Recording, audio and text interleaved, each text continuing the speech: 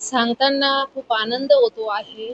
आज या शहराने आमच्या विकासाला, आमदार साहेबांच्या नेतृत्वाला विश्वास ठेवून या जनतेने या शहराचा अनेक आणि अधिक विकास व्हावा यासाठी ह्या नगरपालिकेत एक हाती सत्ता या जनतेने आमदार साहेबांवर विश्वास ठेवून त्यांचं कर्तृत्व हे फेल जात नाही ह्या गोष्टीवर विश्वास ठेवून आणि ह्या जनतेने गेल्या 25 वर्षापासून आमदार साहेबांच्या आमच्या परिवारावर या तालुक्याने या शहराने विश्वास ठेवला म्हणून आम्ही या पदापर्यंत पोहोचलो।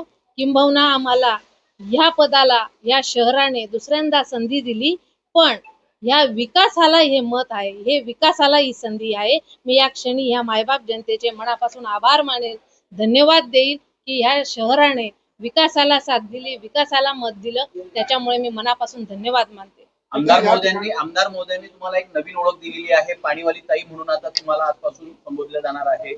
जनतेचा मोठा प्रश्न आहे पाण्याचा, एक मोठं आव्हान तुमच्या समोर आहे, कसं बघता? खरं तर असा एकही विषय ठेवलेला नव्हता आमदार साहेबांनी शहरात विकासाचा शिल्लक, त्याच्यामुळे आता आमचा फोकस, आमचं विजन, आम्ही प्रचारातच हा मुद्दा घेऊनच उतरलो होतो की अडचण आपल्या शहराला पाण्याची आहे आणि जर या शहरात एक हाती सत्ता जर आली, किंबहुना नगराध्यक्ष सारखं महत्वाचं पद या शहराने एक हाती जर दिलं तर आम्ही पहिलं प्राधान्य पाणी सोडण्याच्या प्रश्नाला देऊ। त्याच्यामुळे आज मला आमदार साहेबांनी एक नवीन नाव दिलं, ते म्हणजे पाणीवाली ताई, पण मी या शब्दाला साक्षात उतरवून दाखवणार आहे, त्या शब्दाला खरं करून दाखवणार आहे आणि काही दिवसात, काही वर्षात मी हा पाण्याचा प्रश्न या शहराचा सोडणार आहे। महिलांच्या रोजगारासाठी सौर योजना तुम्ही कशा पद्धतीने राबवली? खरं तर सौर ऊर्जा हा प्रकल्प केंद्र शासनाने, मोदी साहेबांनी हा बऱ्याच वर्षापासून राबवलेला आहे, पण तो आमच्या शहरात थोडा वेळ लागला यायला। तरीही या सौर ऊर्जेच्या माध्यमातून या बचत गटाच्या महिलांना आर्थिक सक्षम कसं करता येईल याच्यासाठी माझा दृष्टिकोन असेल आणि मी महिलांना सक्षम करण्यासाठी या प्रकल्पामधून त्यांना उद्योग निर्माण करून देणार आहे।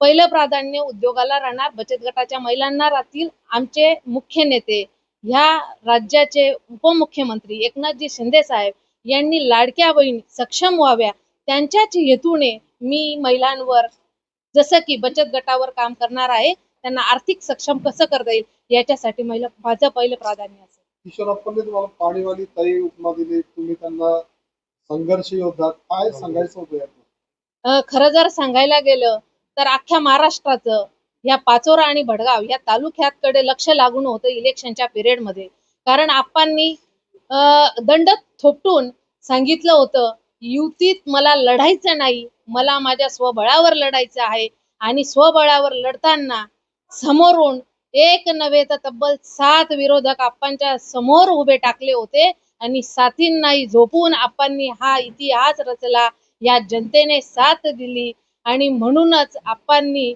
मला पाणीवाली ताई आणि मी आप्पांना संघर्ष योद्धा हे नवीन नाव दिलं।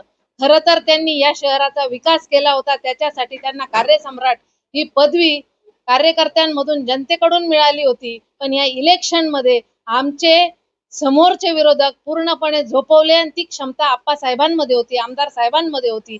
त्याच्यामुळे मी एक नवीन नाव आमदार साहेबांना दिलं, ते संघर्ष योद्धा।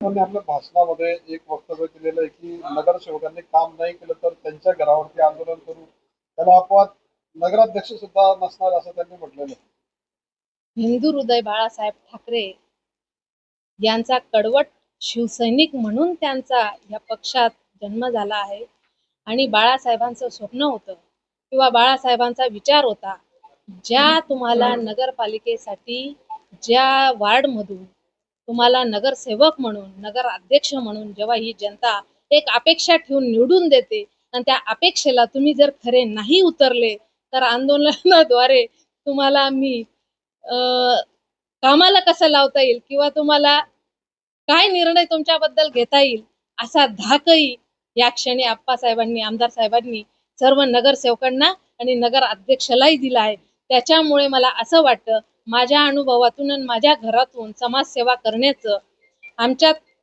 ते बाळकडू असल्यामुळे मी आप्पांचा हा शब्द खरा होऊ देणार नाही. कारण आप्पा मला पहिले या नगरपालिकेला बसवलंय तर मला हे सांगून बसवलंय, तुला हा चार्ज दिलाय, या जनतेने आशीर्वाद दिलाय, मी ती संधी दिलीये, तर त्या संधीचं सोनं करून दाखव आणि या जनतेसाठी हाक मारतील तेव्हा कामासाठी तत्पर राह, असं मला आप्पांनी आधी सांगितलंय. म्हणून हे महत्वाचं पद मी स्वीकारलंय आणि ती संधी आप्पांना मी खरी करून दाखवेल, या संधीचं सोनं करून दाखवेल. धन्यवाद.